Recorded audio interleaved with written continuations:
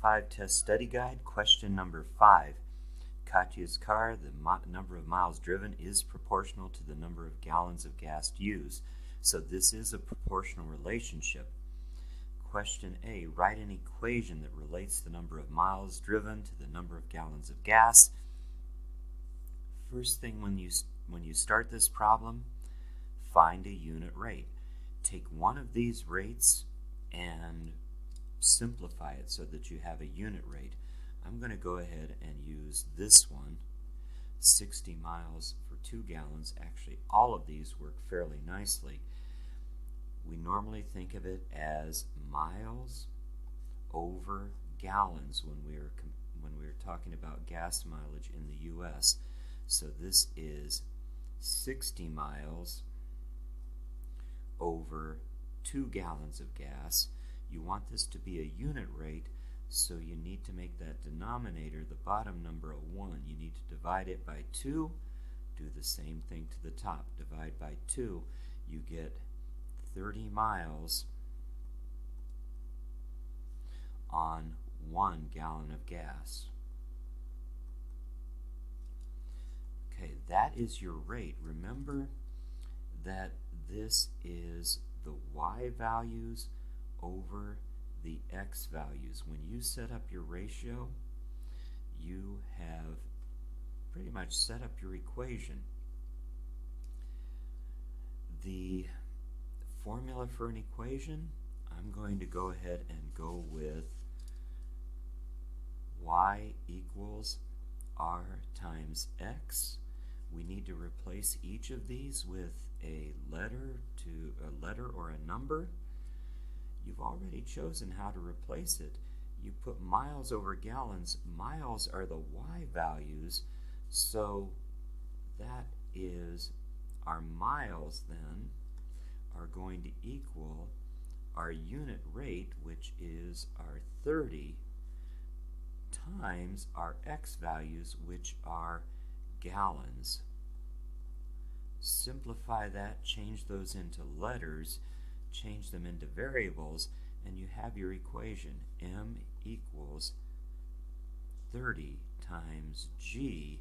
Simplify that further, you have your equation as M equals 30G.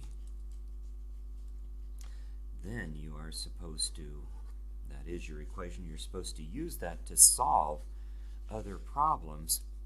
So start with your equation, M equals 30G. Read the problem. Yes, okay, how many miles could Katya go if she filled her tank with filled her 22-gallon tank? You're given two pieces of information here. You're wanting to know how many miles, so the miles is going to be our unknown. I wish I'd written that as miles.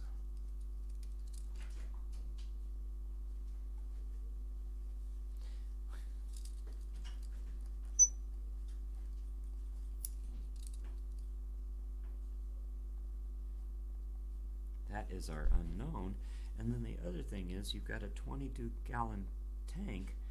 That means our G is going to equal 22 gallons. Put that information in. We're looking for the M.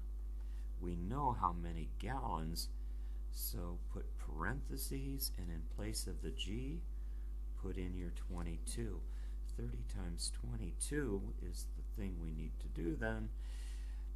3 times 2 is 6, so 3 times 22 is 66. 30 is just 10 times that. 66. And tack on a 0. That is it. The M would be 660. She could travel 660 miles when her tank is filled. Part C, same thing. Use your equation to solve this problem. If she wants to take a trip of 600 miles, how many gallons of gas will she need? Well, then you would have your equation, M equals 30G. This time, they're giving you the number of miles. So m is 600 miles. Put that in place of the m, and you have 600 is equal to 30g. You need to solve for the variable. You need to get the g by itself. Divide both sides by 30, and you come up with, on this side you get your g, on this side you get your answer. Reduce, divide both by 10, you get 60 divided by 3. 60 divided by 3 is 20. Your answer then is that it would take her 20 gallons. Okay, question number 6. I'm going to go ahead and get this one in here too. Question number 6. An earthquake travels through 45 kilometers of rock in 25 seconds.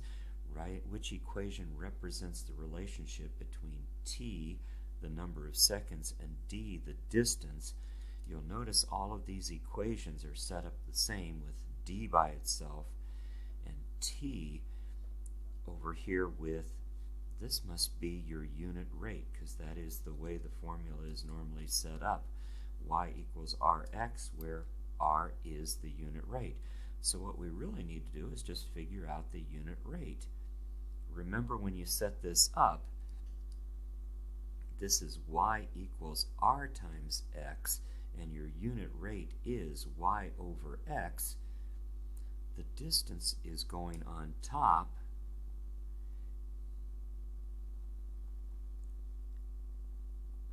and the time is going to go on the bottom, because that's how our equation is set up. So we're going to put 45 kilometers over our time, 25 seconds. I could do the division. I'm going to go ahead and say, let's first reduce. Both of these are divisible by 5. Divide them both by 5. This becomes 9/5. To make this a unit rate, you need to divide by 5. So that is going to become how far that travels in 1 second. Do the math. 9 being divided by 5, you would say that it goes once, and that is 5. Subtract, you get a 4. Put a decimal point and tack on a 0. Bring it down. I'm sorry, the decimal point goes up. That's straight up. That's where it will be in the answer. You don't have to worry about it. Bring down your 0. 5 goes into 40 8 times, and 8 times 5 is 40. Nothing left over. It is 1.8 kilometers in 1 second. That is our unit rate. The equation that has that as our unit rate is letter D.